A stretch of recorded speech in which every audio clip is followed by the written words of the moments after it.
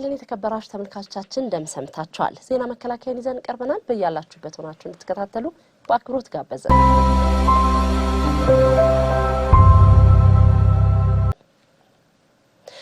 መከላከያ ሰራዊታችን በኢትዮጵያዊነት ስነ ልቦና የተገነባ በመሆኑ ግዳጅ የመፈጸም ብቃቱ አስተማማኝ መሆኑን የጦር ኃይሎች ምክትል ኢታማዦር ሹም ጀነራል አበባው ታደሰ ገለጹ። ምክትል ኢታማዦር ሹም ጀነራል አበባው ታደሰ በሁርሶ እጩ መኮንን ማሰልጠኛ ትምህርት ቤት በስልጠና ማጠቃለያ ምዕራፍ ላይ ለሚገኙት ለ27ኛ ዙር ጽናት ኮርስ እጩ መኮንኖች በተቋማዊ ሀገራዊና ቀጠናዊ ጉዳዮች ዙሪያ ማብራሪያ ሰጥተዋል። ሰራዊታችን በትጥቅና ወታደራዊ ቁመና በላቀ ደረጃ ላይ ይገኛል ያሉት ጀነራል አበባው ታደሰ በተለይም ከለውጡ ወዲህ አስተሳሰቡ በኢትዮጵያዊነት ስነ ልቦና መገንባቱንና በማንኛውም ጊዜና ሁኔታ ግዳጅ የመፈጸም ብቃቱ መጠናከሩንም ገልጸዋል። የኢትዮጵያ ታሪካዊ ጠላቶች የሀገራችንን እድገት የማይፈልጉ ከመሆናቸው ባሻገር የአባይን ተፋሰስና የባህር በር መጠቀም እንዳንችል ለውስጥ ተላላኪ ባንዳዎች በተለያየ ጊዜ የተለያየ አጀንዳ እየሰጡ እንቅፋት ሲፈጥሩ መቆየታቸውንም የጦር ኃይሎች ምክትል ኢታማዦር ሹም አስታውሰዋል። የ27ኛ ዙር ጽናት ኮርስ እጩ መኮንኖችም ሀገርና ሕዝብ ከነሱ ብዙ የሚጠብቅ መሆኑን በመገንዘብ ልክ እንደ ስያሜያቸው አይበገሪነትንና ጽናትን መላበስ እንደሚጠበቅባቸውና በሚመደቡበት ኃላፊነት ሁሉ ተግባር ተኮር ስራ በመስራት አርአያ መሆን እንደሚገባቸውም አሳስበዋል። ዘገባው የፈንታውን ደሳለኝ ነው። ምስራቅ እዝ የተሰጠውን ተልእኮ በብቃት ለመወጣት ባደረጋቸው ስምሪቶች ያስመዘገባቸው ውጤቶች ሀገራዊ ሰላምና ልማትን እያረጋገጡ መሆናቸው ተገለጸ። እዙ ከአማራ ክልልና ከምስራቅ ኢትዮጵያ አጎራባች ክልሎች የጸጥታ አካላት ጋር በወቅታዊ ሰላምና ደህንነት ዙሪያ ውይይት አካሂዷል። ለአወል መሐመድና ለታደሰ ይስይ ዘገባ ዝርዝር በላቸው ክንዴ።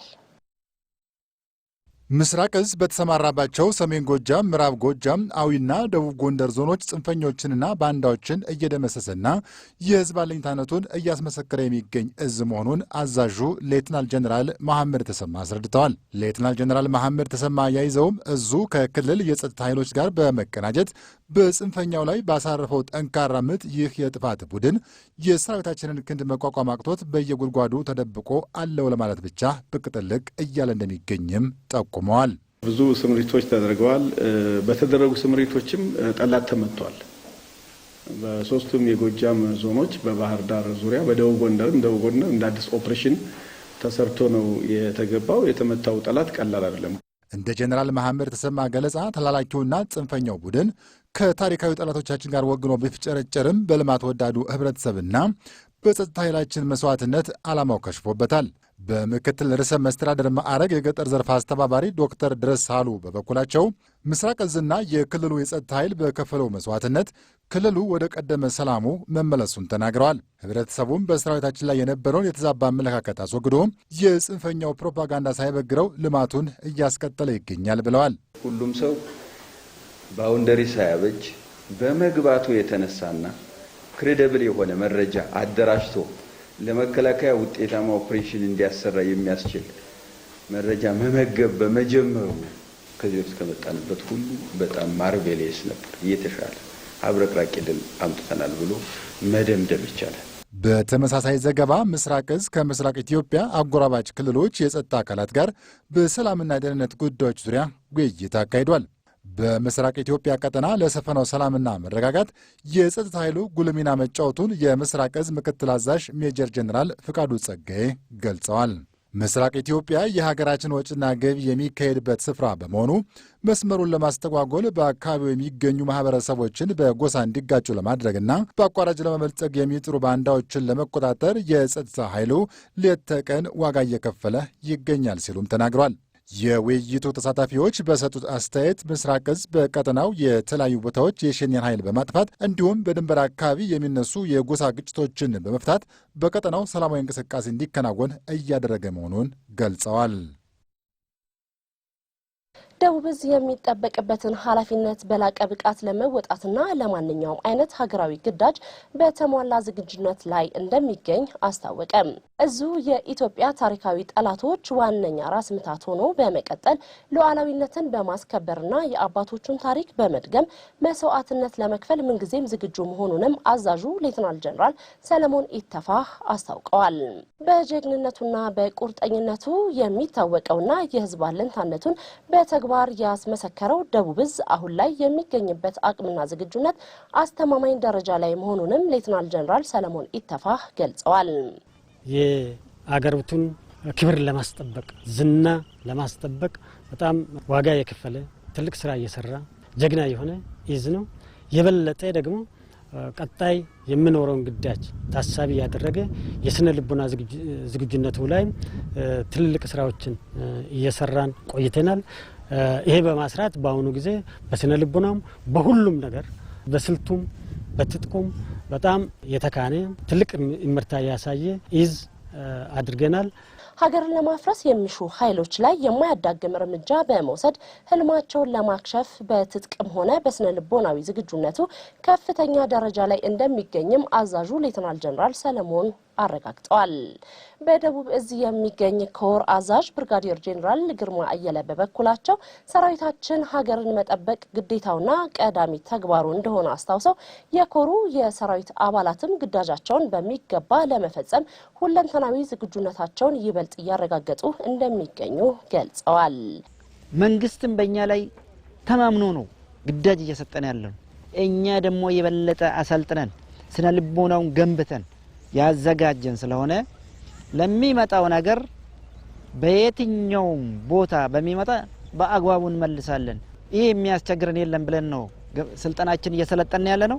መንግስትን በዚህ ልክ ግዳጅ ከሰጠን በየትኛው ቦታ የማውጣት አቅሙ ሙሉ ነው ማለት ይችላል። ቀደም ሲል የተከታተልነውን ዘገባ ያደረሰን ፍቃዱ በቀለ ነው። የኢትዮጵያ አየር ኃይል ያሰለጠናቸውን 9ኛ ዙር የኢትዮጵያ አየር መንገድ እጩ የአቪዬሽን ሰልጣኞች አስመረቀ። ሰልጣኞቹ በቆይታቸው በአካል ብቃት፣ በሀገር ፍቅር ስሜት፣ በስነ ልቦና ግንባታና በስነ ምግባር ታንጸው እንዲወጡ መደረጉን ተጠቁሟል።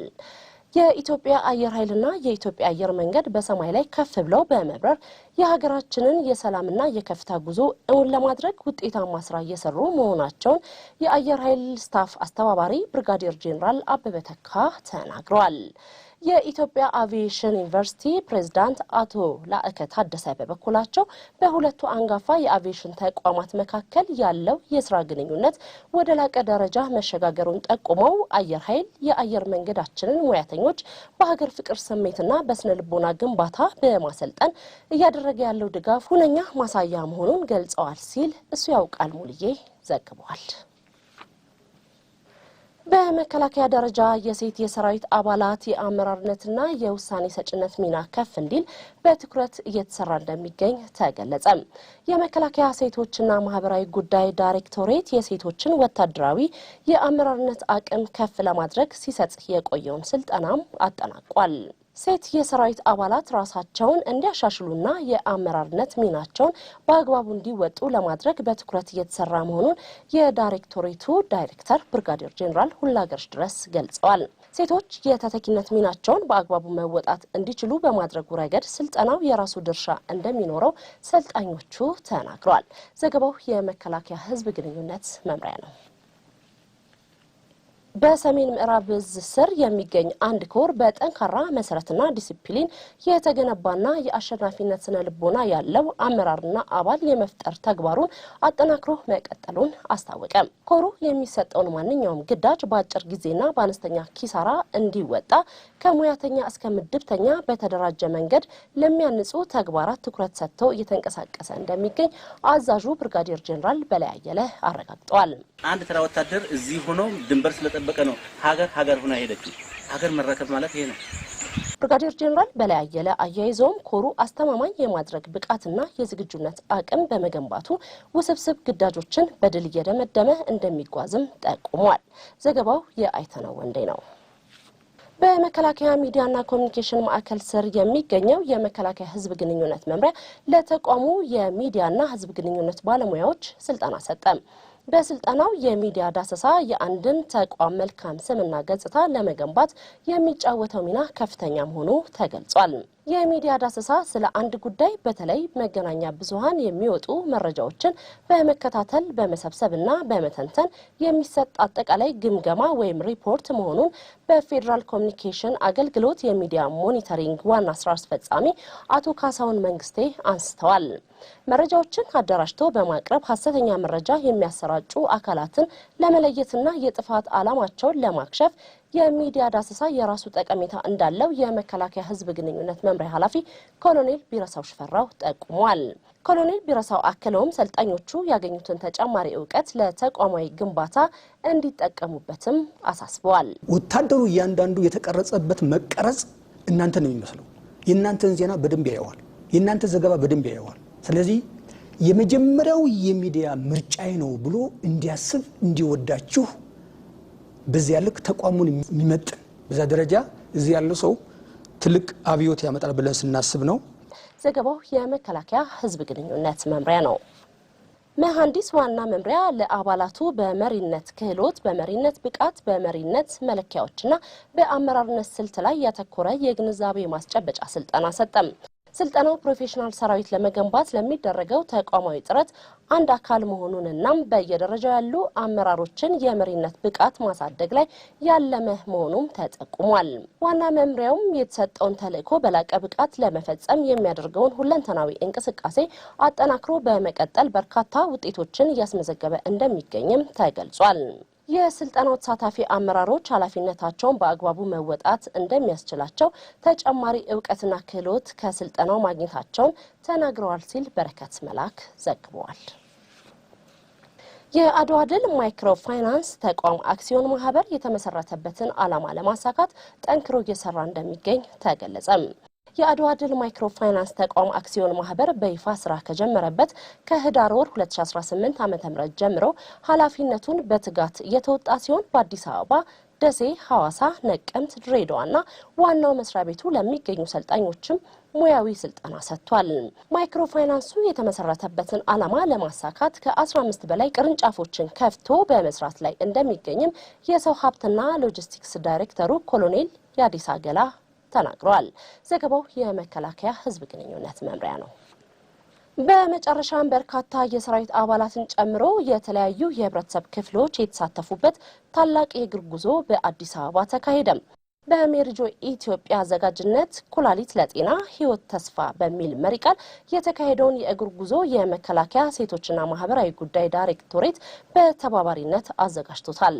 በመከላከያ ማርቺንግ ባንድ ታጅቦ መነሻውንና መድረሻውን በካሳንችስ ኡራኤል ያደረገው ይህ የእግር ጉዞ በዜጎች ላይ ከፍተኛ የጤና